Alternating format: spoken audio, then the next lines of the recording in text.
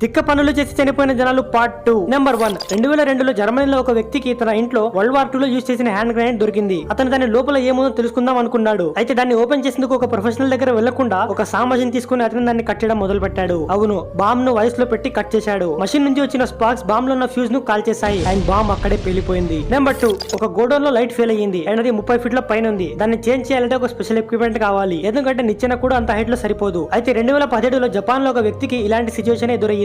సహాయం అడగకుండా అతను ఒక ఫోర్క్ లిఫ్ట్ పై 37 వుడెన్ ప్యాలెట్స్ పెట్టి వాటి మీద ఎక్కి బల్బ్ చేంజ్ చేద్దాం అనుకున్నాడు. ఎప్పుడైతే అతని ఫ్రెండ్ ఫోర్క్ లిఫ్ట్ పైకి ఎత్తాడో అప్పుడు బ్యాలెన్స్ తప్పి ఆ వుడెన్ ప్యాలెట్స్ అన్ని కింద పడిపోయాయి అండ్ మనోడు కూడా బ్రతకలేదు. నెంబర్ 3. ఫ్రెండ్స్, 1990s లో ఒక దొంగకు గ్లాస్ రీసైక్లింగ్ ఫ్యాక్టరీ బయట ఒక పాత ట్రక్ కనిపించింది. ఆ ట్రక్ ఇంజన్ కొట్టేద్దామని మనోడు ట్రక్ కింద దూరి దాన్ని లూజ్ చేయడం స్టార్ట్ చేశాడు. జనరల్లీ ట్రక్ ఇంజన్ ను ఎత్తాలంటే క్రేన్ కావాల్సిందే, ఎందుకంటే అది చాలా బరువు ఉంటుంది. అయితే ఆ దొంగ ఏమనుకున్నాడు ఏంటో, ఎప్పుడైతే నట్స్ అన్ని లూజ్ అయిపోయాయో అప్పుడు ఆ ఇంజన్ అతని ఫేస్ మీద పడిపోయింది. దీంతో అతను అక్కడే చనిపోయాడు.